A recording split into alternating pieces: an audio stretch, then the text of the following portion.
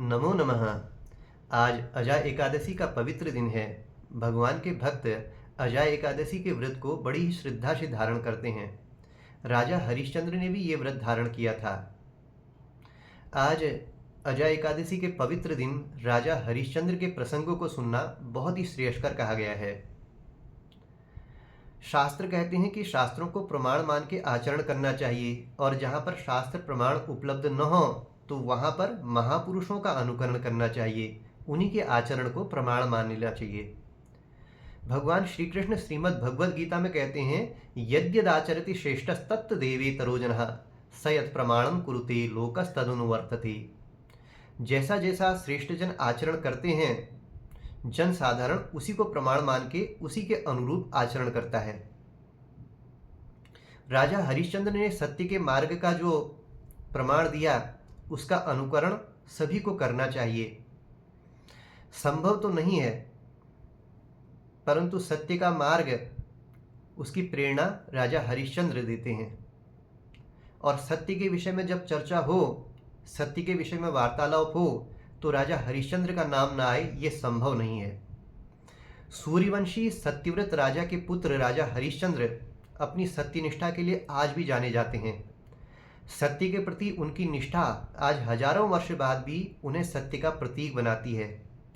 त्रेता युग में जन्मे राजा हरिश्चंद्र अयोध्या के प्रसिद्ध सूर्यवंशी राजा सत्यव्रत के पुत्र थे। अपनी सत्यनिष्ठा के लिए अद्वितीय हैं। इनके समान कोई दूसरा है नहीं, न रहा है। कहा जाता है, न भूतो न भविष्यति।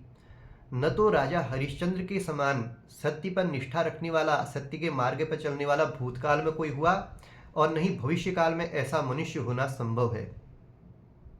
अपने सत्य के मार्ग पर चलने के लिए राजा हरिश्चंद्र को बहुत से कष्ट भी सहने पड़े थे। अनेकों परीक्षाओं से गुजरना पड़ा था। बहुत दिनों तक ये पुत्रहीन रहे। इनके कुलगुरु वशिष्ठ ने जब इन्हें उपदेश दिया कि ये वरुण देव की उपासना करें तो इन्हें पुत्र प्राप्त होगा। अब उनके उपदेश पर इन्होंने वरुण देव की उपासना की और उससे इन्हें पुत्र तो प्राप्त हुआ, किंतु एक शर्त पर कि राजा हरिश्चंद्र यज्ञ में इस पुत्र को बलिदान कर दें। पुत्र का नाम रोहिताश्व रखा गया था। वरुण देवता कई बार राजा हरिश्चंद्र के बाद आए।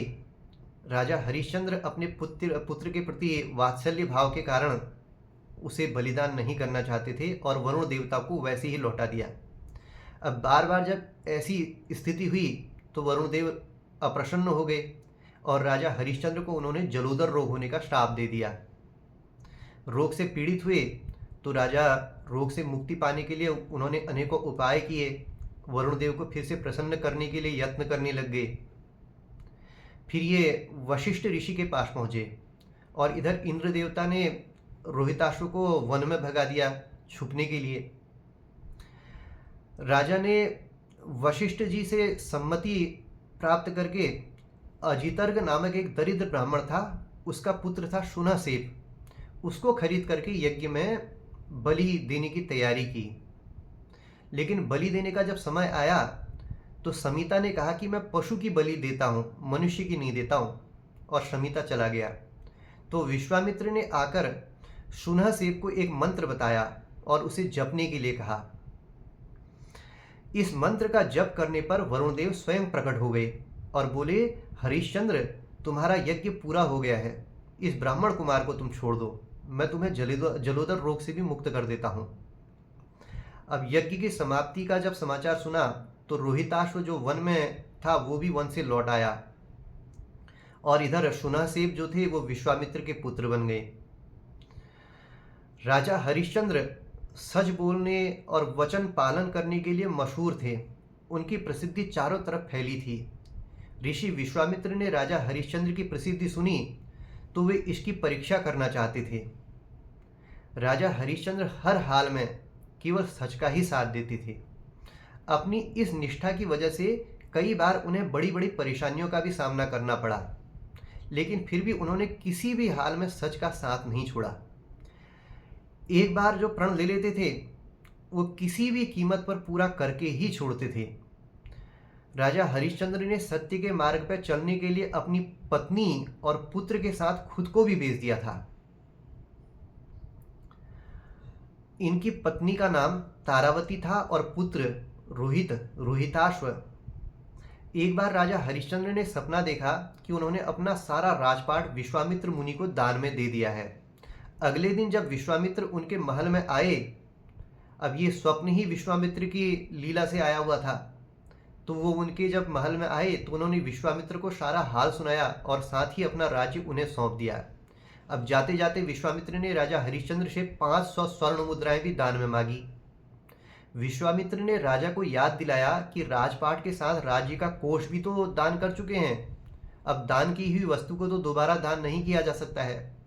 तब राजा ने अपनी पत्नी और पुत्र को बेचकर स्वर्ण मुद्राएं ली, और लेकिन वे स्वर्ण मुद्राएं भी 500 नहीं हो पाई। राजा हरिश्चंद्र ने खुद को भी बेच डाला। अपने को बेचने का उनका ऐसा था कि धर्म स्वयं चांडाल के स्वरूप में आ गई और हरिश्चंद्र का मोल करने लगे कि इतनी स्वर्ण मुद्राएं मैं तुम्हें दूंगा। हरिश्चंद्र चांडालत्व को तो प्राप्त नहीं करना चाहते थे। विश्वामित्र ने वहां पर आकर के कह दिया कि जब ये दे रहा है तो उस धन को मुझे दे करके अपना तो जो वचन है उससे मुक्त क्यों नहीं होता, और यदि आज का दिन बीतने तक ये नहीं हो पाया तो फिर मैं श्राप दे दूंगा। अब राजा हरिश्चंद्र जो सत्य पर निष्ठा रखते हैं, उन्होंने फिर विवश होकर के चांडाल को स्वयं को सौंप दिया, बेच दिया, और जो स्वर्ण मुद्राएं जो मिली वो विश्वामित्र को दान में दे दी। अपनी मर्यादा को उन्होंने निभा लिया। राजा हरिश्चंद्र ने खुद को जहां बेचा था शमशान था। अब शमशान में जो शव आते थे अंतिम क्रिया के लिए, तो मृतकों के जो परिजन होते थे उनसे कर लिया जाता था। उस कर को अलग अलग भागों में विभक्त किया जाता था। एक भाग राजा के लिए, एक भाग चांडाल जिसकी सेवा में राजा हरिश्चंद्र थे, और अंत के बचे हुए भाग पर राजा हरिश्चंद्र के लिए अधिकार होता था। एक दिन ऐसा भी आया कि सर्प के काटने से इनके पुत्र की मृत्यु हो गई, तो पत्नी तारा अपने पुत्र को शमशान में अंतिम क्रिया के लिए लेकर के आई और उसी शमशान में पहुंच गई। ये वाराणसी का शमशान था। वहां पर राजा ने रानी को देखा तो एक दूसरे को पहचान तो नहीं पाए थे। फिर जब पहचान हुई तो राजा उसमें मूर्छित भी हो गए थे। राजा ने, जो हरिश्चंद्र थे, अभी चांडालत्व को प्राप्त हुए थे, तो उन्होंने पत्नी तारा से कहा कि यहाँ पर जो है अंतिम संस्कार के लिए कर देना होगा। कर के लिए कुछ भी नहीं था, तो मृतक वस्त्र के रूप में तारा ने अपनी साड़ी को फाड़ करके कर चुकाना चाहा। उसके बाद ऐसा भी कथा में वर्णन मिलता है कि तीनों ही स्वयं चिता में समाहित होना चाहते थे। अब एक राजा हरिश्चंद्र जब उसको पहचानते नहीं थे तारा को, तो विद्युत जो बिजली चमकी आकाश में, तो उससे तारा का चेहरा नजर आया, तो थोड़ा पहचान भी। रोहिताश्व है पुत्र, क्योंकि अब तो थोड़ा बड़ा हो गया था, तो राजा हरिश्चंद्र पहचान नहीं पा रहे थे, तो अनुमान लगाया उन्होंने कि ये तो वो है, और ऐसा देख करके मूर्छित भी हो गए थे। अब उस दिन उनका एकादशी का भी व्रत था। अपने परिवार की ये स्थिति देख करके उनका क्या हाल हुआ होगा, उसका अनुमान लगाना बड़ा ही दुखद होता है। कैसे कैसे कष्ट सह करके वे इस स्थिति में पहुंचे हुए थे। उनकी आंखों में अश्रु भरे हुए थे, आंसुओं से धाराएं बह रही थी, लेकिन फिर भी अपने कर्तव्य की रक्षा के लिए आतुर थे। भारी मन से उन्होंने पत्नी से कहा कि जिस सत्य की रक्षा के लिए अपना महल, राजपाट सब छोड़ दिया है, सब दान में दे दिया है, स्वयं और तुम्हें भी, अपने परिवार को भी बेच दिया है, आज यह उस सत्य की रक्षा की घड़ी है। आज ऐसी घड़ी में अब विमुख नहीं हो सकते हैं।